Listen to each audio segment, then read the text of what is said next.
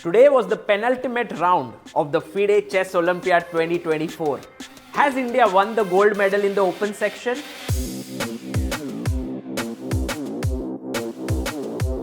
Do India have chances to win double gold? Let me tell you all about it in today's Ambit Recap of the day.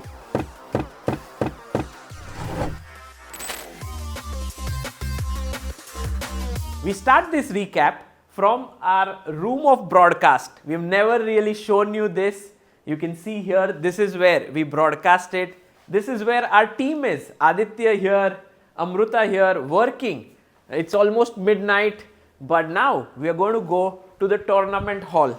And this is how we go down there. This is an elevator which is extremely slow.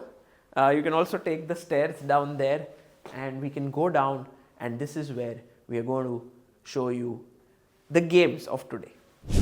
It's well past midnight right now and we are at the playing hall, and you can see already some arrangements are being made for the closing ceremony. But not so soon, there's still a final round left. Let's go to the 10th round. India faced USA, and what a massive clash it was. USA has a phenomenal team with Caruana on the top board. You had Wesley So on board 2, you had Dominguez on board 3 and Aronian on board 4.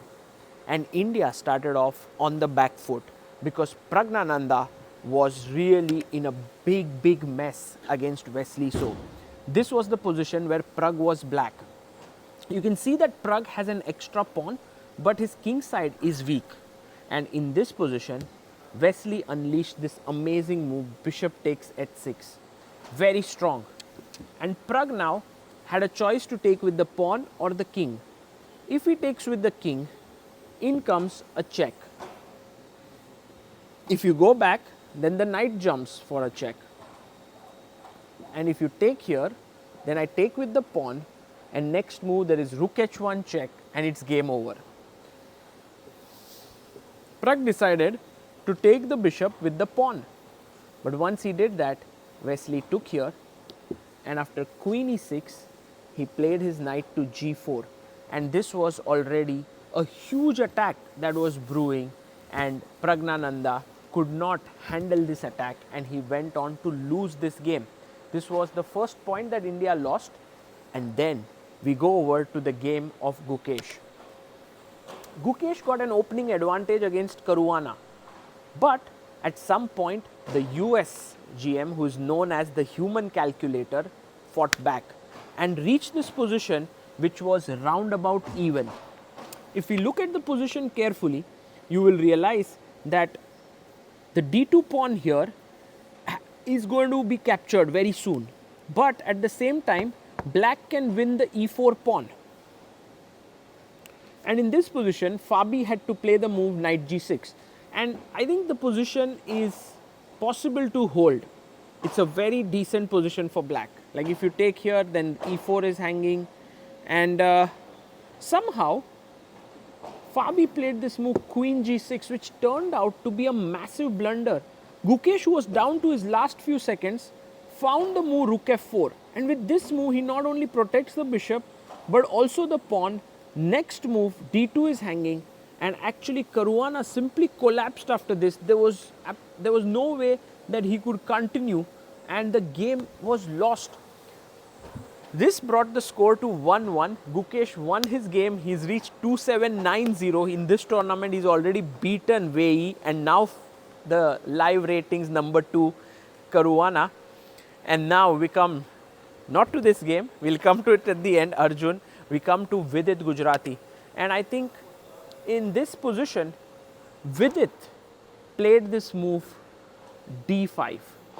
It's actually from the Italian, and the game, takes,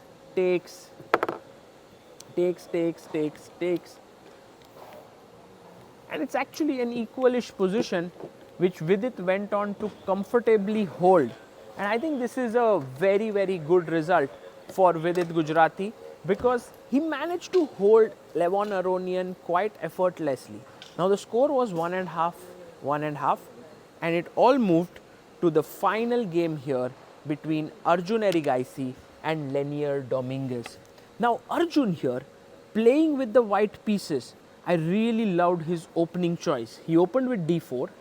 We had d5, c4, c6, the Slav, knight f3, knight f6, knight c3, a6, the Chebanenko, c5, and the pawn moved to b6.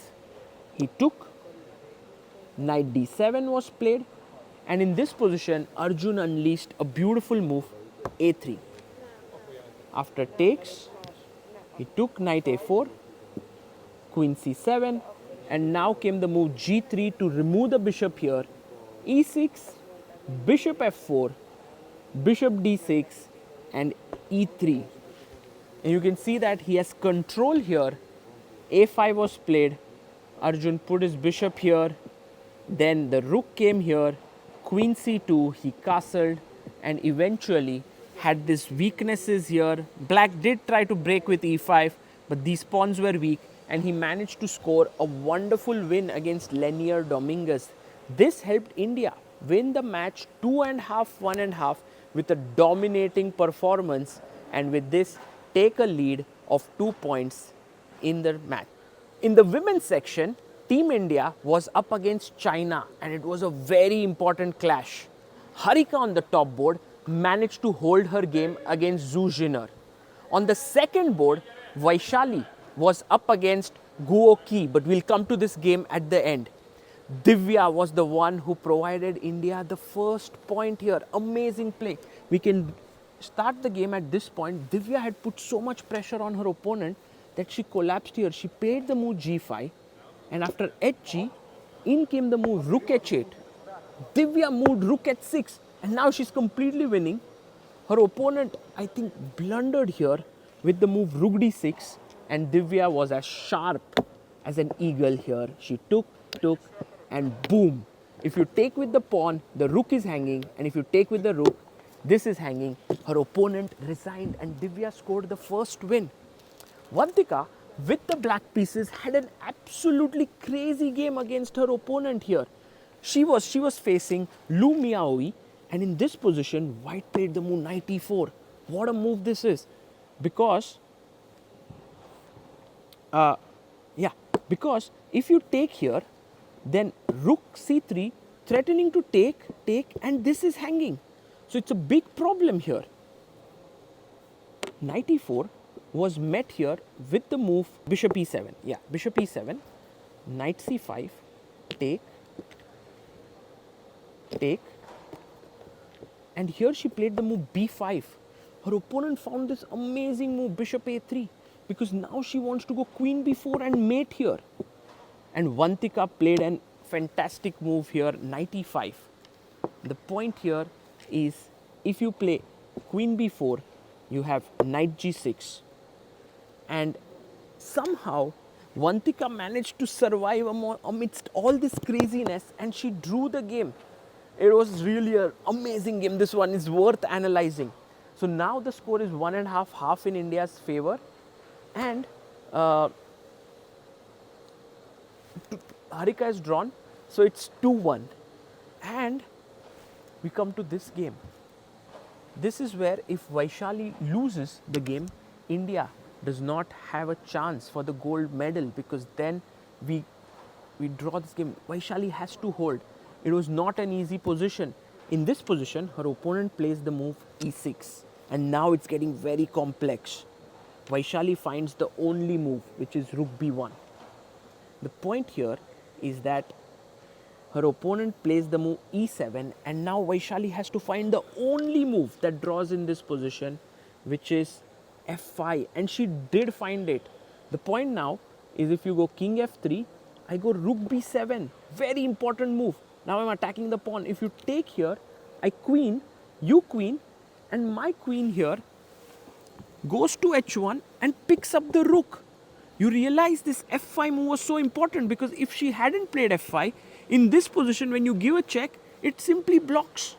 So actually, to f5, whenever in this position,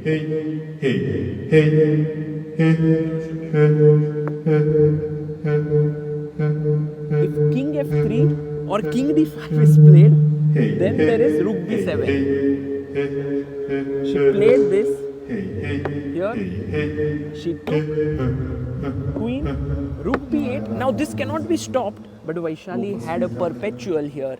She kept checking and she managed to win the game, managed to draw the game, and with this India actually beat China and have now joined the leaders. We now come to the leaderboard, and this leaderboard is brought to you by Ambit, which is a leader in financial advice and capital. Team India is almost certain of a gold medal.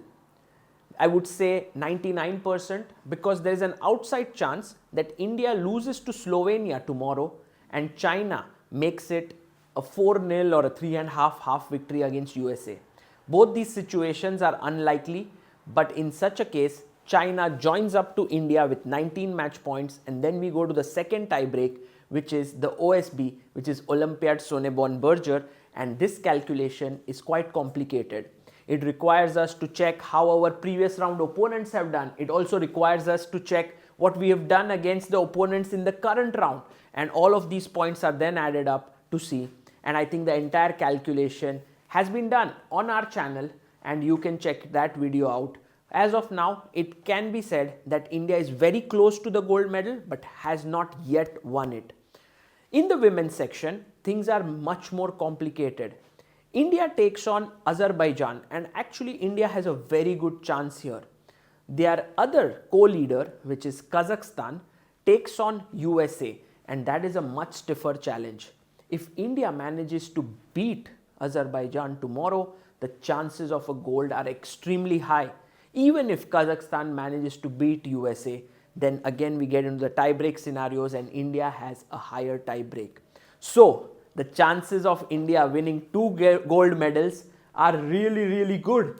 It will be a complete domination by Team India in Budapest. Will this happen or not? Stay tuned. We'll be bringing you all the coverage. One important thing to note, the final round will be 4 hours earlier, so do tune in. For now, this is Sagar Shah signing off. Bye bye.